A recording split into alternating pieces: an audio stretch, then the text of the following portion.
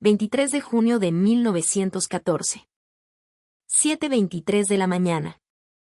En las faldas resecas y polvorientas del Cerro de la Bufa, en Zacatecas. El sargento Felipe, a quien todos conocían como el herrero por su antiguo oficio, un hombre de 32 años curtido por el sol del desierto y las batallas desde Chihuahua hasta Torreón, se encontraba agazapado tras los restos de una tapia de adobe. Entre sus manos callosas no sostenía un rifle Mauser, sino un artilugio monstruoso, un engendro de metal que parecía más un proyecto de plomería industrial fallido que un arma capaz de cambiar el curso de una batalla. Era un tubo grueso, oxidado, montado sobre un trípode torcido, un pedazo de eje de ferrocarril hueco que apuntaba con desafío hacia las alturas. A unos 140 metros cuesta arriba, en una posición fortificada que escupía muerte, el tableteo incesante de una ametralladora Colt de los federales barría la ladera. Los soldados de la División del Norte, la legendaria bola de Pancho Villa, se pegaban a la tierra, incapaces de avanzar. El nido de ametralladoras estaba protegido por sacos terreros y, peor aún, por planchas de acero arrancadas de las vías del tren, un blindaje improvisado pero brutalmente efectivo. El herrero calculó que tenía quizás 15 segundos antes de que los pelones que operaban aquella máquina de matar ajustaran su ángulo y lo convirtieran a él y a su escuadra en un colador humano.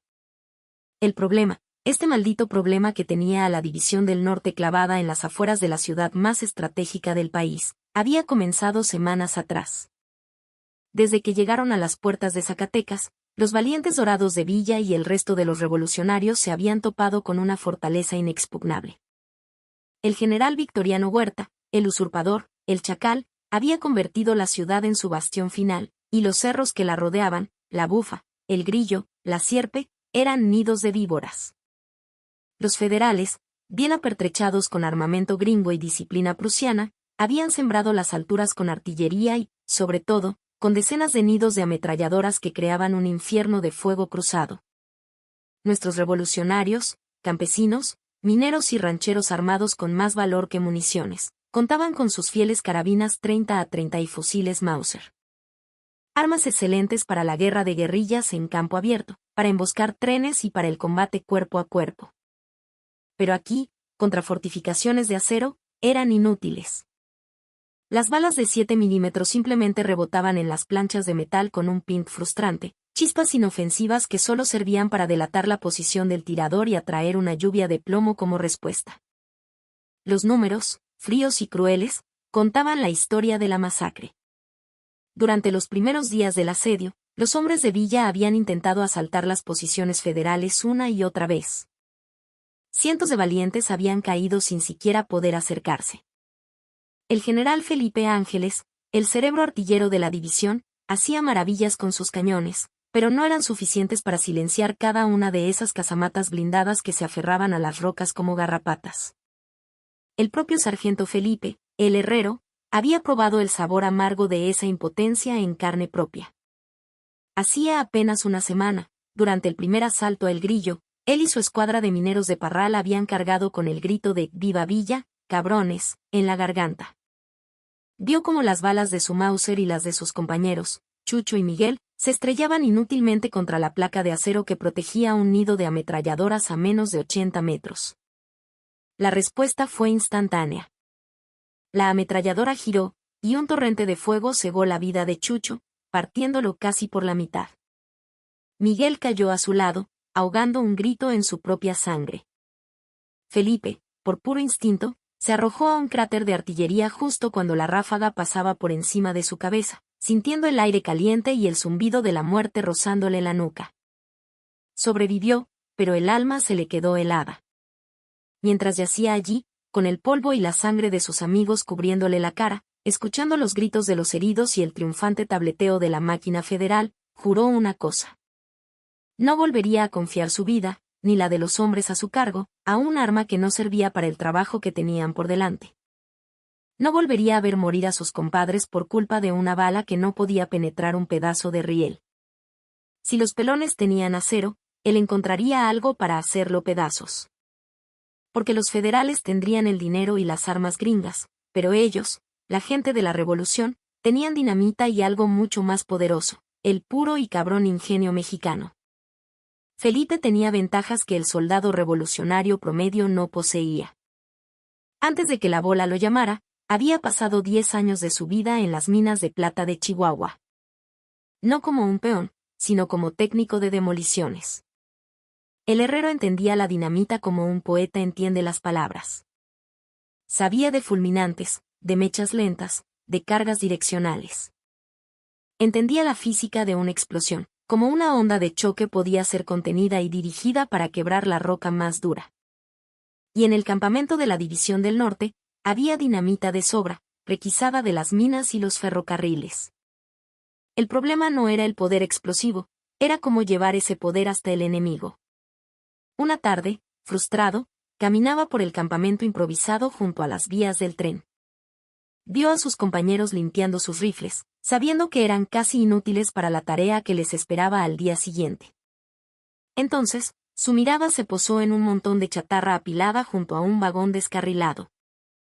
Ejes rotos, tuberías industriales, piezas de calderas de locomotoras destrozadas. Y ahí, entre el óxido y el acero retorcido, lo vio.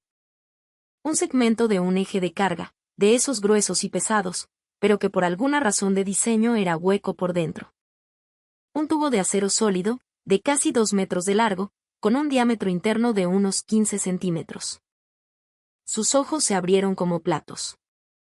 Se acercó, lo golpeó con los nudillos. Sonó sólido, profundo. No manches, susurró para sí mismo. No necesitaba un cañón de fábrica. Podía construir uno. Durante los siguientes 3 días, en un rincón apartado del campamento, el herrero y 4 de sus hombres de confianza, el cabo Ramiro, un soldador de los talleres del ferrocarril, el güero Salas, un mecánico, y los hermanos Isidro y Manuel, mineros como él, trabajaron en secreto, a la luz de fogatas y candiles.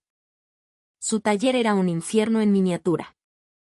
Cortaron el segmento del eje a una longitud de 1.80 metros. Usando piezas de un trípode de ametralladora federal capturada y destrozada, Ramiro soldó un soporte improvisado, tosco pero funcional. Para el mecanismo de disparo, canibalizaron el percutor y el gatillo de un rifle Remington dañado, adaptándolo a la parte trasera del tubo. La parte más delicada fue la munición. Felipe les enseñó a los hermanos a preparar los proyectiles. Ataban de 6 a 8 cartuchos de dinamita juntos, los envolvían en lona gruesa y los rellenaban con clavos, puercas, balines y piedras afiladas para crear un efecto de metralla devastador. A cada paquete le insertaban un fulminante conectado a una mecha corta que sería encendida por el percutor del rifle. El resultado era una monstruosidad, una pieza de artillería grotesca.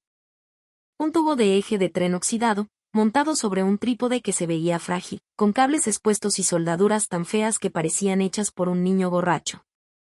Pero para Felipe, era la cosa más hermosa que había visto.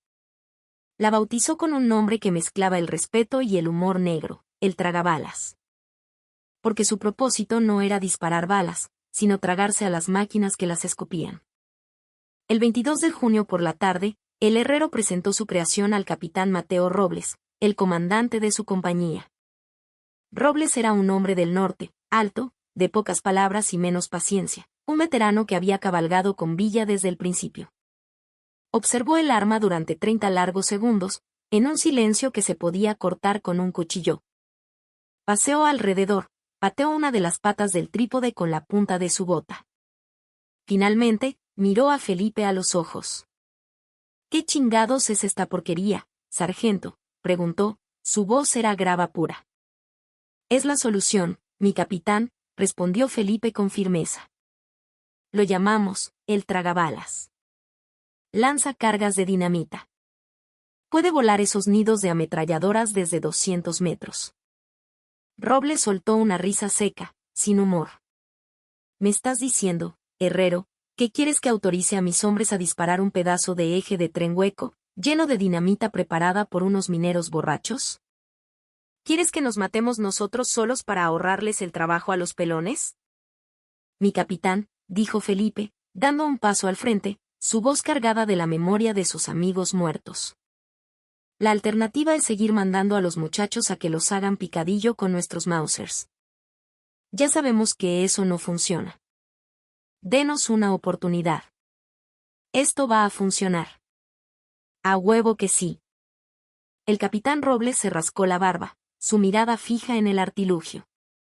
Sabía que Felipe tenía razón. La moral estaba baja, y otro asalto fallido podría ser devastador. ¿Cuál es la distancia de seguridad si esta madre les explota en la cara?, preguntó finalmente. Felipe respondió con una honestidad brutal. No hay distancia de seguridad, mi capitán. Si esto sale mal, el que lo dispara se va derechito a ver a San Pedro.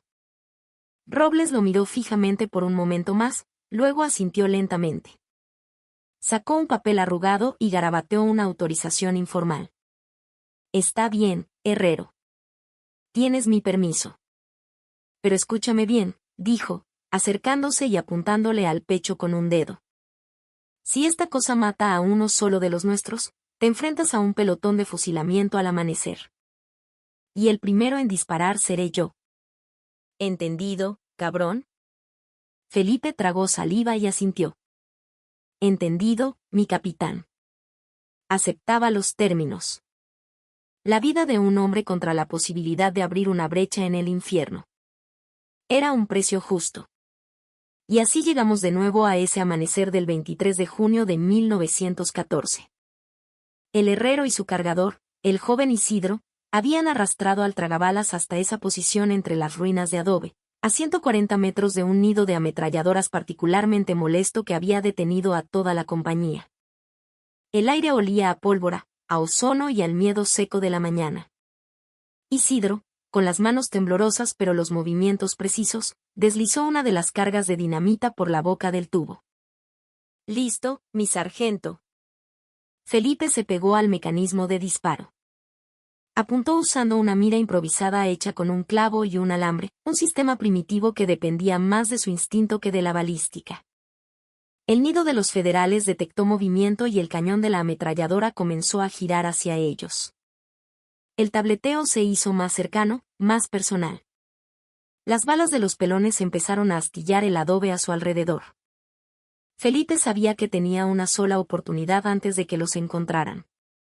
Respiró hondo, exhaló lentamente y apretó el gatillo del rifle adaptado.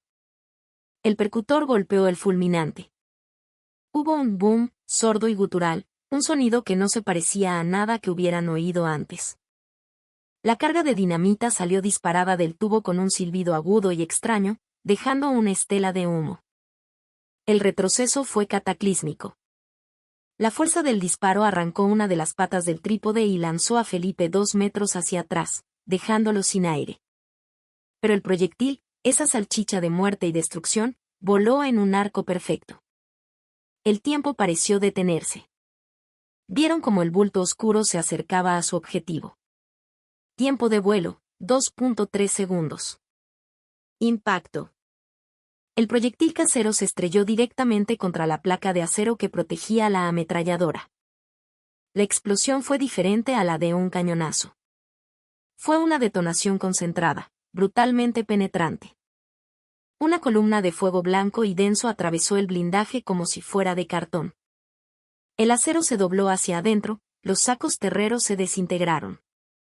3 segundos después, una segunda explosión, mucho más grande, sacudió el cerro cuando las cajas de municiones dentro del nido se incendiaron. La ametralladora Colt, que pesaba casi 40 kilos, salió volando por los aires y cayó rodando por la ladera como un juguete roto. Silencio. El tableteo asesino se había detenido. Un cráter humeante y ennegrecido era todo lo que quedaba del nido federal. Primer blanco destruido. Primera confirmación de que la locura del herrero funcionaba. Isidro, con los ojos como platos y una sonrisa que le partía la cara, miró a Felipe, que se levantaba del suelo, magullado y aturdido. No mames, Felipe. Funcionó. A la madre, funcionó. El herrero se escupió un diente roto y le devolvió la sonrisa, una mueca salvaje y triunfante. Recarga, cabrón. Que todavía hay un chingo de pelones allá arriba. Durante las siguientes 6 horas, lo que ocurrió en las faldas de la Bufa se convirtió en leyenda. Felipe y su escuadra de los tragabalas se movieron de posición en posición, cazando nidos de ametralladoras como si fueran conejos. El segundo blanco, otro nido a 165 metros. Impacto en el lateral. Penetración. Silencio eterno. Tercer blanco, una pequeña fortificación de artilleros a 110 metros. Impacto directo. El pequeño cañón de montaña y sus operadores desaparecieron en una nube de polvo y metralla. La noticia corrió como pólvora por las líneas villistas. Los gritos de ánimo reemplazaron a los de agonía. Dondequiera que el tragabalas aparecía, la infantería revolucionaria podía avanzar. Los hombres de Villa, envalentonados, cargaban tras cada explosión, tomando posiciones que antes parecían suicidas. Para el mediodía, habían destruido 5 posiciones fortificadas. El avance era innegable. Los oficiales federales, desde sus puestos de mando, estaban desconcertados. Sus informes, interceptados más tarde, hablaban con pánico de una nueva y potente artillería revolucionaria de gran calibre y origen desconocido, una que era altamente efectiva contra blindaje. No tenían ni la más remota idea de que estaban siendo aniquilados por un pedazo de eje de tren y la furia de un minero. Pero el tragabalas estaba pagando un precio. El arma era una bestia indomable. Las soldaduras improvisadas de Ramiro se estaban agrietando bajo la tensión de cada disparo. El tubo del eje mostraba una ligera deformación cerca de la recámara. El trípode estaba ahora tan doblado que parecía una escultura moderna. Y el costo para los operadores era aún mayor. El retroceso brutal le había dislocado el hombro al Güero Salas. Isidro estaba casi sordo por el estruendo. Y en el cuarto disparo, la tragedia golpeó. Una mecha defectuosa causó que el proyectil detonara prematuramente, apenas a 20 metros de la boca del tubo. La explosión atrapó a Manuel, uno de los hermanos mineros. Murió al instante. Esa noche, mientras el resto de la división celebraba los avances, el equipo del Herrero, con el corazón encogido por la pérdida de su compañero, reconstruyó el arma. Reemplazaron el tubo dañado con otro segmento de eje. Ramiro, con lágrimas de rabia en los ojos, reforzó el soporte con placas de acero de un vagón federal destruido. Mejoraron el mecanismo de disparo, tratando de hacerlo más seguro. La idea del Herrero ya no era un secreto. Se había convertido en una inspiración. Otros grupos de soldados, mecánicos y mineros, comenzaron a construir sus propias versiones. El cabo Andrés Petersen, de los ferrocarrileros de Gómez Palacio, construyó la Vengadora usando un tubo de caldera. El sargento William Torres, un yaqui que sabía de metales, construyó el tumbapelones con el cañón dañado de un pequeño obús. En 3 días, la División del Norte tenía 7 de estas armas improvisadas repartiendo justicia por los cerros de Zacatecas. El ingenio mexicano, nacido de la desesperación, se había vuelto viral. Entre el 23 y el 25 de junio, el tragabalas original de Felipe participó en 19 enfrentamientos directos.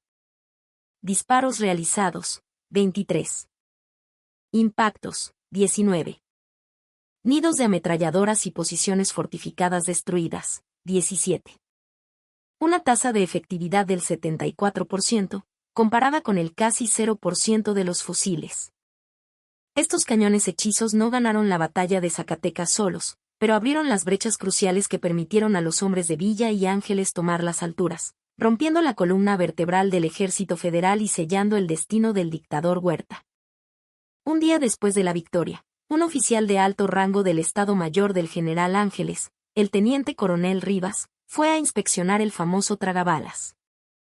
Su informe oficial describía el arma como peligrosa, improvisada, construida con materiales no militares y en violación de cualquier protocolo de seguridad imaginable. Pero al final, añadía una nota crucial, y sin embargo, de una efectividad demoledora en las condiciones de combate. Recomiendo que se estudie el principio para futuras aplicaciones.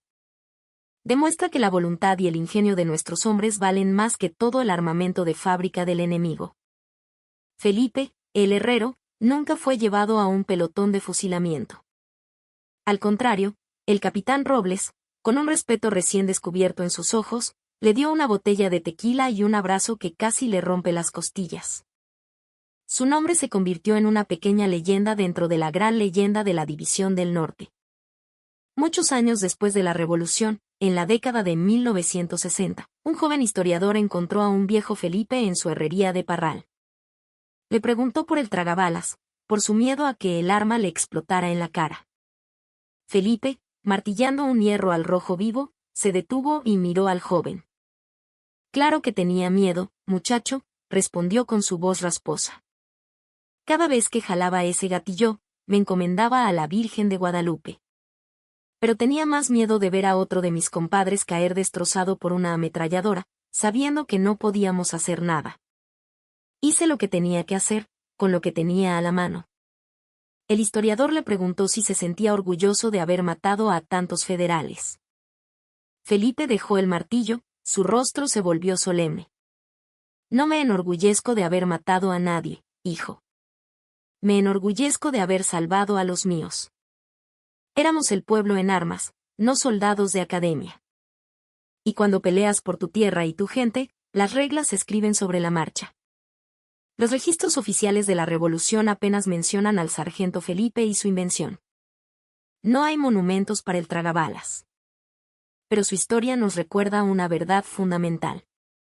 A veces, la guerra no la ganan los ejércitos con las armas más sofisticadas o las tácticas más refinadas. La ganan soldados que ven un pedazo de chatarra en las ruinas y visualizan un arma capaz de detener la tiranía. La ganan personas que entienden que las reglas son importantes, pero no tanto como las vidas de tus compañeros.